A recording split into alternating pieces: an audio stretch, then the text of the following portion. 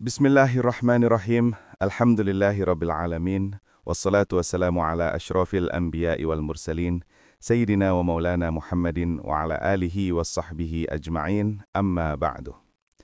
Assalamualaikum warahmatullahi wabarakatuh. Segala puji hanya milik Allah Subhanahu wa taala, Rabb semesta alam. Salawat serta salam semoga senantiasa tercurah kepada junjungan kita, teladan kita Nabi Agung Muhammad SAW beserta keluarga, para sahabat dan pengikutnya yang istiqomah hingga akhir zaman. Jemaah Fikir dan Rasa Galih Pesta Putra dimanapun Anda berada, selamat datang kembali di program Kamar Renungan. Pada segmen kita tercinta, Anda bertanya, Islam menjawab. Alhamdulillah telah hadir di tengah kita guru kita yang mulia Ustadz Abdurrahman. Assalamualaikum Ustadz. Waalaikumsalam warahmatullahi wabarakatuh, ya akhi. Alhamdulillah. Semoga Allah subhanahu wa ta'ala senantiasa merahmati akhi Ghali dan seluruh pemirsa dimanapun berada. Amin ya rabbal alamin. Ustadz, kita masuk ke pertanyaan yang sangat mewakili keresahan banyak orang di zaman modern ini.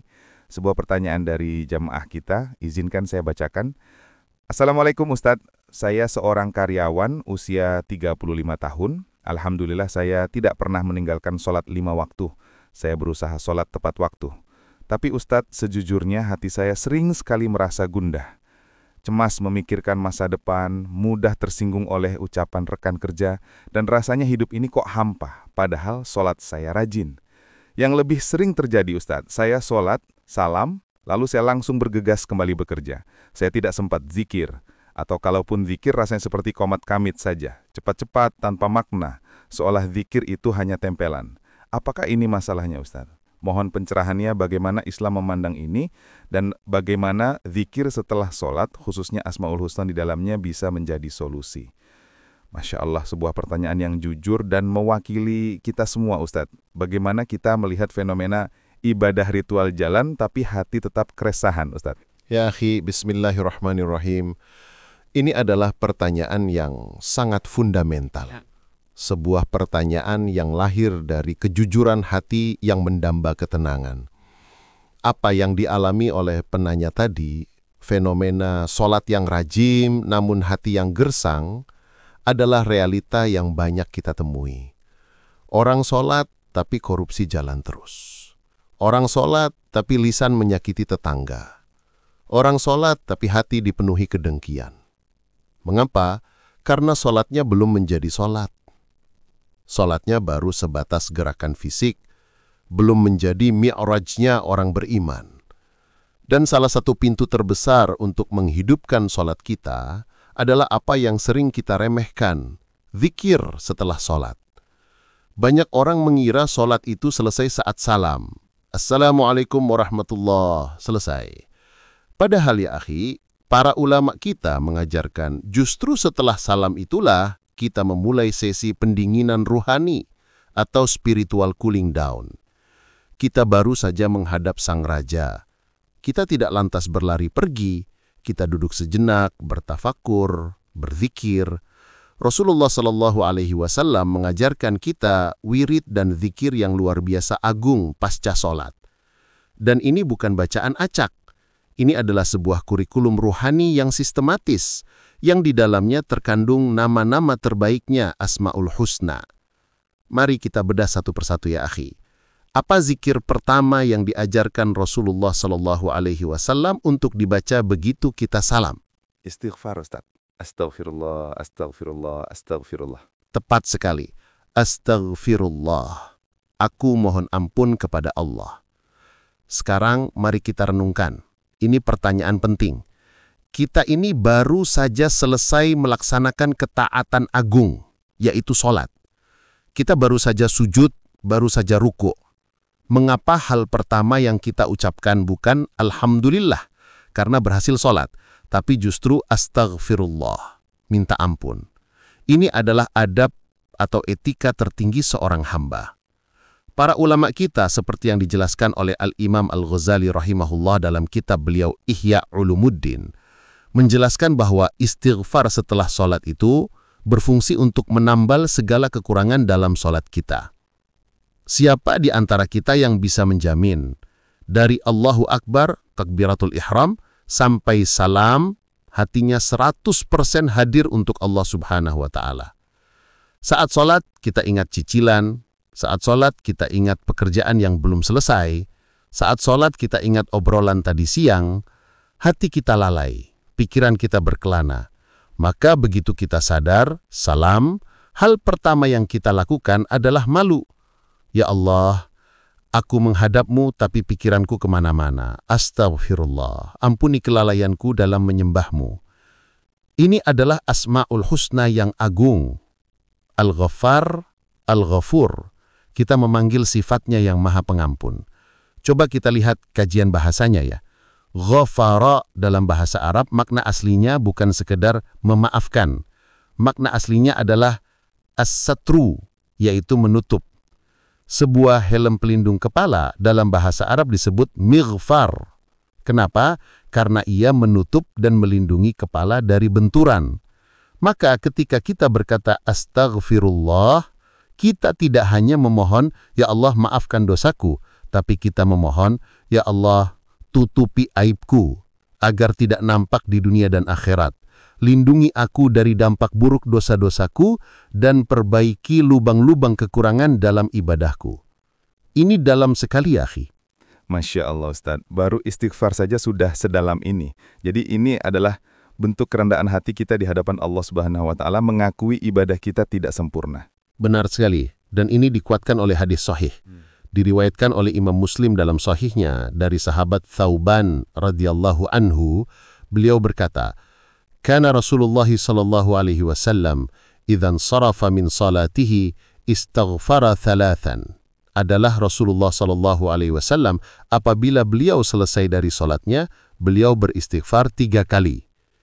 Ini adalah asbabul wurud atau konteksnya adalah amalan rutin atau fi'liyah yang dicontohkan langsung oleh beliau.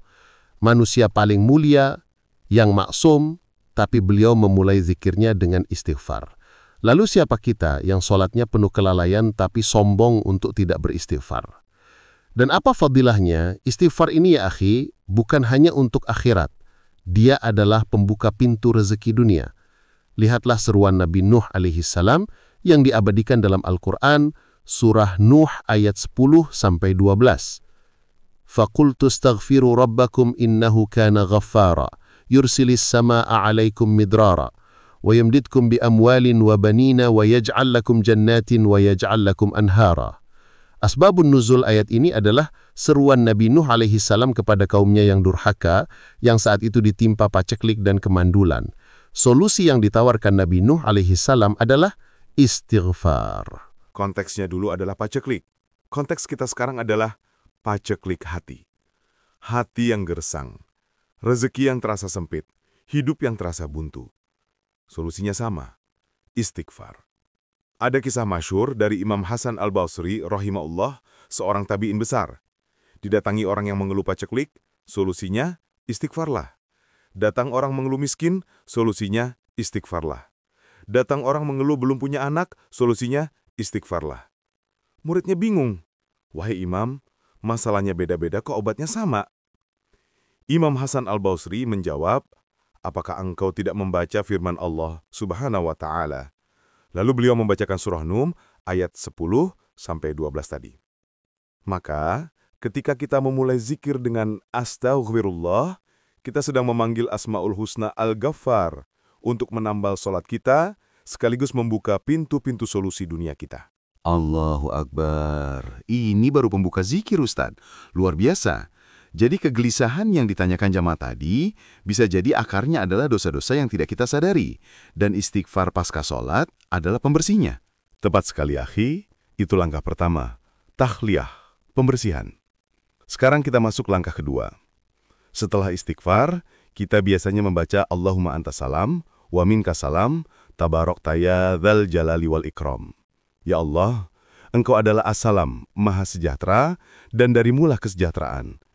Kita memanggil Asma'ul Husna as-salam. Kita minta ketenangan, kedamaian, kesejahteraan. Hati yang gundah tadi kita minta didinginkan oleh as-salam. Setelah itu kita masuk ke wirid yang paling masyhur. 3 serangkai Asma'ul Husna, Subhanallah 33 kali, Alhamdulillah 33 kali, dan Allahu Akbar 33 kali. Mari kita bedah satu-satu. Pertama, Subhanallah, Maha Suci Allah. Ini disebut tasbih.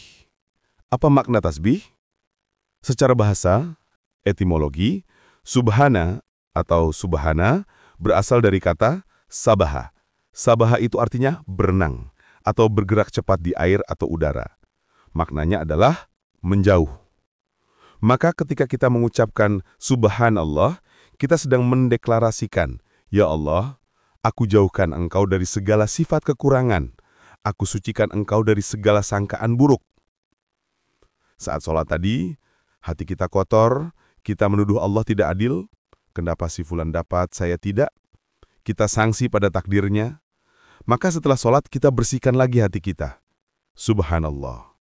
Maha suci Engkau ya Allah dari sangkaanku tadi. Maha suci Engkau dari kelalaianku. Inilah yang Allah Subhanahu wa Ta'ala firmankan dalam Al-Quran surah Al-Isra ayat 44. Tusabbihu lahus samawatus sab'u wal ardu wa man fihinna wa im min syai'in illa yusabbihu bihamdihi walakila tafqahuna tasbihahum innahu kana haliman ghafura. Dibaca Tusabbihu lahus samawatus sab'u wal ardu wa man fihinna wa im min syai'in illa yusabbihu bihamdihi walakilla tafqahuna tasbihahum innahu kana haliman ghafura. Langit yang 7, bumi, dan semua yang ada di dalamnya bertasbih kepada Allah. Dan tak ada suatu pun melainkan bertasbih dengan memujinya. Tetapi kamu sekalian tidak mengerti tasbih mereka. Sesungguhnya Dia adalah Maha Penyantun, lagi Maha Pengampun. Asbab nuzul ayat ini adalah untuk membantah kaum musyrikin yang mengatakan Allah Subhanahu wa Ta'ala punya anak atau sekutu. Allah tegaskan, seluruh alam semesta ini, langit, bumi, gunung, dedaunan, semut, semuanya bertasbih mensucikan Allah Subhanahu wa Ta'ala. Maka ketika kita bertasbih, kita sedang bergabung dengan orkestra alam semesta yang agung, yang semuanya sedang mensucikan Allah Subhanahu wa Ta'ala. Hati yang gelisah tadi akan luruh, karena kita sadar kita tidak sendiri. Seluruh alam raya menemani kita bertasbih. Masya Allah. Jadi tasbih itu tanzih, mensucikan Allah dari apa yang tidak layak baginya, termasuk dari kelalaian kita saat sholat tadi ya Ustadz. Tepat sekali. Kedua, Alhamdulillah. Segala puji bagi Allah. Ini disebut tahmid. Setelah kita mensucikan Allah, tasbih, kita memujinya. Apa bedanya hamd, pujian, dengan syukur? Para ulama seperti Imam Ar-Raghib Al-Isfahani dalam Mufrodat Al-Fadhil Quran menjelaskan, syukur, atas syukur, itu biasanya atas nikmat yang kita terima. Kita diberi uang, kita bersyukur. Kita sehat, kita bersyukur. Tapi hamd atau pujian itu lebih tinggi. Hamd itu pujian atas zatnya, atas kesempurnaannya, baik kita diberi nikmat ataupun tidak. Allah itu Al-Hamid, Maha terpuji, walau kita sedang sakit. Allah itu Maha terpuji, walau kita sedang miskin, karena zatnya sempurna. Maka, setelah kita Subhanallah, mensucikannya dari kekurangan, kita Alhamdulillah, menetapkan kesempurnaan baginya. Kita memujinya, Ya Allah, terima kasih, Engkau masih memberiku taufik untuk bisa sholat, walau sholatku compang-camping. Kita memujinya atas nikmat iman, nikmat Islam, nikmat kita masih bisa berzikir. Kegelisahan kita tadi, jika kita hayati tahmid, akan berubah menjadi ridho atau penerimaan. Ketiga, Allahu Akbar. Allah Maha Besar. Ini disebut takbir. Setelah kita sucikan, tasbih, kita puji, tahmid, kita tutup dengan pengakuan Allahu Akbar. Secara kebahasaan, Akbar adalah isim tafdil dari kabir, besar. Artinya paling besar atau maha besar. Ini adalah deklarasi bahwa Allah Subhanahu wa Ta'ala lebih besar dari apapun yang kita anggap besar. Lebih besar dari masalah kita, lebih besar dari cicilan kita, lebih besar dari atasan kita di kantor, lebih besar dari penyakit kita, lebih besar dari kecemasan dan kegelisahan kita. Saat sholat tadi kita cemas, itu karena kita membesarkan masalah kita dan mengecilkan Allah. Maka pasca sholat kita luruskan lagi perspektif. Allahu Akbar. Masalahku kecil, Allah Maha Besar. Jika 3 serangkai ini, tasbih, tahmid, takbir, dihayati, ya akhi, mana mungkin hati masih gundah? Astaghfirullah. Ustadz, saya pernah dengar fadilah zikir 33 kali ini luar biasa. Bahkan ada kisah menarik di baliknya. Masya Allah, ini pertanyaan cerdas. Ya akhi, ini adalah inti dari asbabul wurud zikir ini. Ini adalah hadis yang sangat mengharukan, diriwayatkan oleh Imam Muslim dalam sahihnya dari sahabat Abu Hurairah radhiyallahu anhu. Kisah ini adalah tentang kecemburuan positif dalam ibadah. Asbabul wurudnya, sebab munculnya hadis adalah para sahabat fuqara, orang-orang fakir dari kaum muhajirin, datang mengadu kepada Rasulullah SAW. Mereka berkata, "Ya Rasulullah, dhahaba ahlud duthur bil ujur." Wahai Rasulullah, orang-orang kaya ahlud duthur telah pergi memborong pahala. Rasulullah SAW bertanya, "Kenapa begitu?" Mereka menjawab, "Mereka orang kaya solat sebagaimana kami solat. Mereka puasa sebagaimana kami puasa. Tapi, wayatasaddaquna bifuduli amwalihim. Mereka bisa bersedekah dengan kelebihan harta mereka. Sedangkan kami tidak punya harta untuk disedekahkan." Lihat ya akhi, mereka cemburu bukan karena dunia. Mereka cemburu karena ketinggalan pahala sedekah. Apa jawaban Rasulullah SAW? Beliau tersenyum, lalu memberikan amalan tandingan yang nilainya setara, bahkan bisa lebih dari sedekah. Beliau bersabda, yang artinya, "Maukah kalian aku ajarkan sesuatu yang jika kalian amalkan, kalian akan menyusul orang-orang sebelum kalian, dan tidak ada yang bisa menyusul kalian, pahala setelah kalian, kecuali yang mengamalkan hal yang sama?" Mereka serentak, "Tentu ya Rasulullah." Maka beliau bersabda, "Tusabbi'una, wa tahmaduna, wa tukabbiruna, dubara kulli salatin salasan wa salasina." Dibaca, "Tusabbihuna, wa tahmaduna, wa tukabbiruna, dubara kulli salatin salasan wa salasina." Kalian bertasbih, subhanallah 33 kali, bertahmid, alhamdulillah 33 kali, dan bertakbir, Allahu Akbar 33 kali di akhir setiap sholat fardu. Ini ya akhi, adalah sedekahnya orang-orang yang tidak punya harta. Zikir ini nilainya setara dengan infak jutaan rupiah jika dihayati.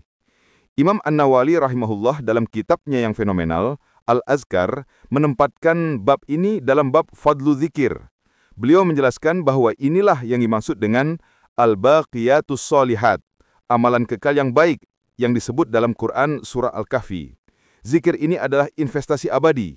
Jadi, ketika kita merasa insecure, merasa kecil dibanding orang lain yang lebih sukses, lebih kaya, ingatlah hadis ini. Kita punya amalan yang nilainya di mata Allah Subhanahu wa Ta'ala sangat besar. Tasbih, tahmid, dan takbir 33 kali. Allahu Akbar, Allahu Akbar. Jadi zikir ini adalah solusi bagi rasa insecure kita, Ustadz. Luar biasa.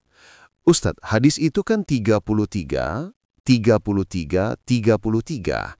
Jumlahnya 99. Lalu bagaimana dengan penggenapnya yang ke-100? Tepat.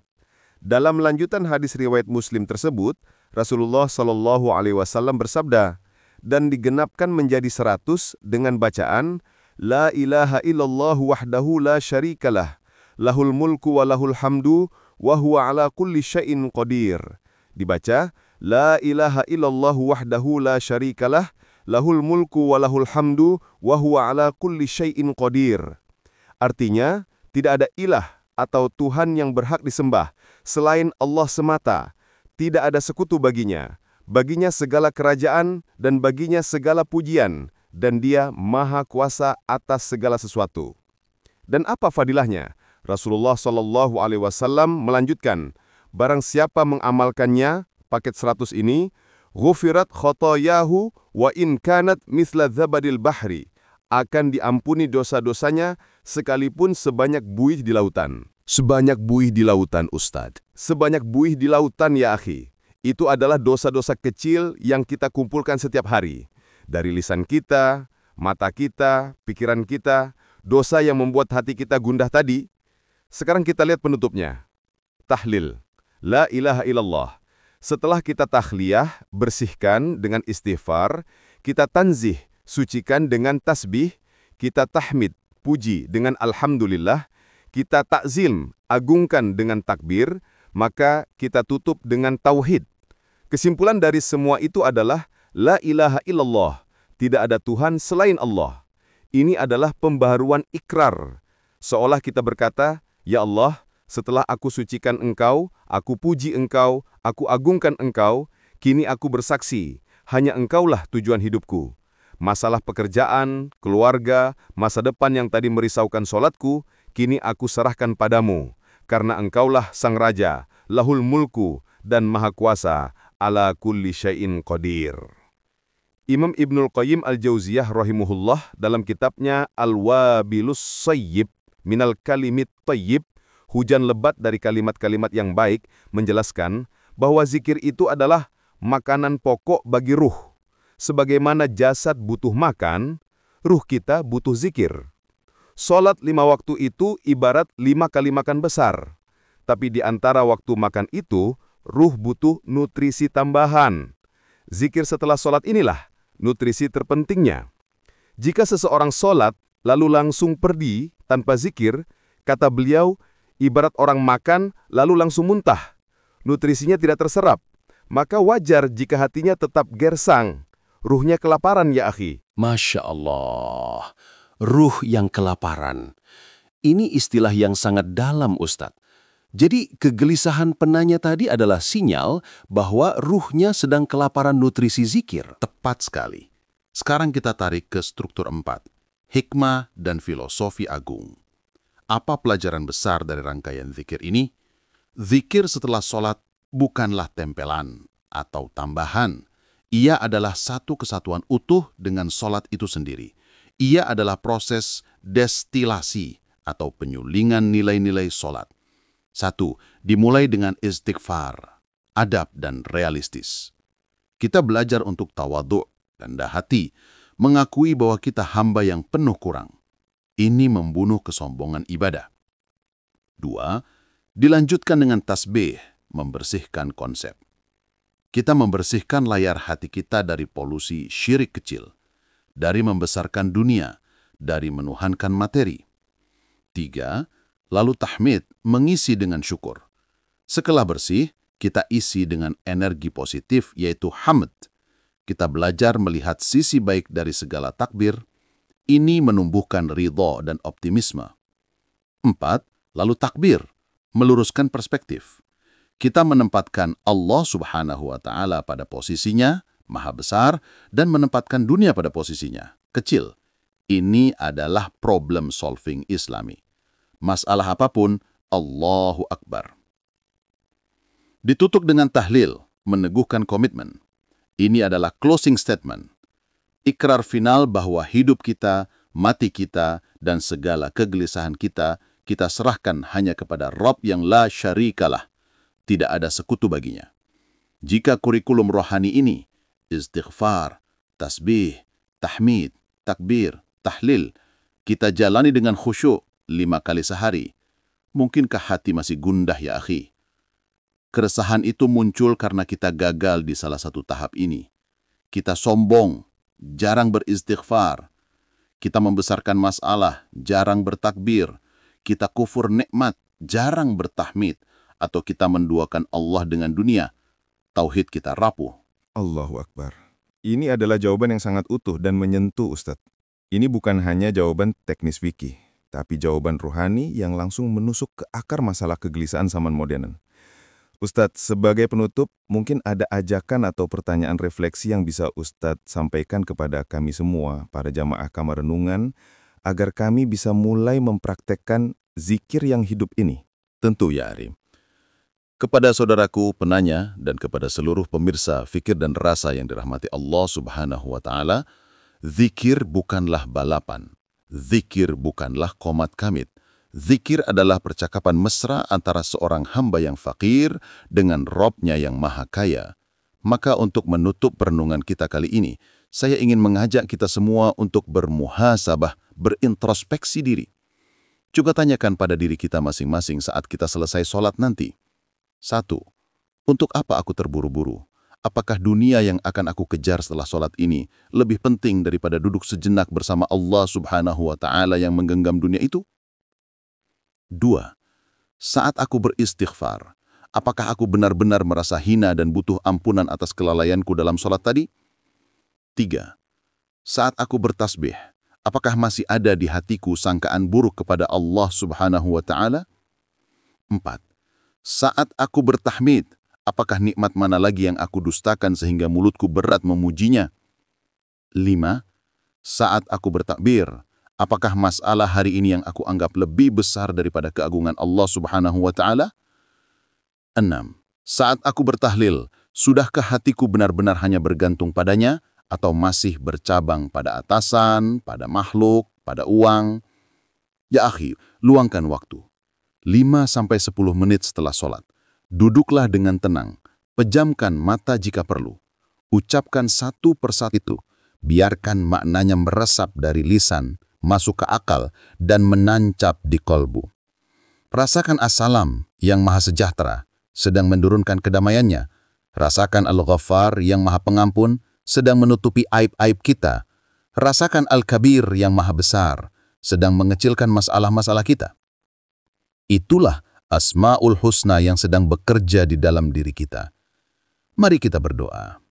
Allahumma a'inna ala dzikrika wa syukrika wa husni ibadatik. Dibaca, Allahumma a'inna ala dzikrika wa syukrika wa husni ibadatik.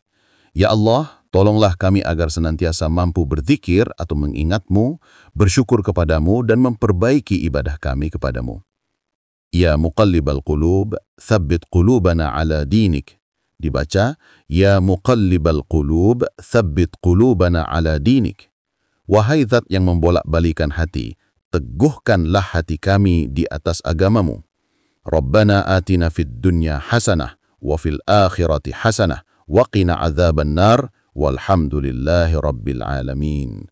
Saya kira demikian, ya akhi. Amin, amin ya rabbal alamin. Masya Allah, tabarakallah.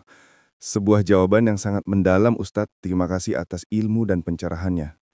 Jemaah sekalian, ruh yang kelaparan. Jangan biarkan ruh kita kelaparan. Mari kita hidupkan zikir kita setelah sholat, bukan sebagai ritual kosong, tapi sebagai nutrisi untuk ketenangan hati kita. Saya Gali Pesaputra mewakili segenap kru Kamar Renungan, mohon undur diri. Terima kasih atas kebersamaannya. Wallahul muwafiq ila aqwamit thoriq. Wassalamualaikum warahmatullahi wabarakatuh. Waalaikumsalam warahmatullahi wabarakatuh.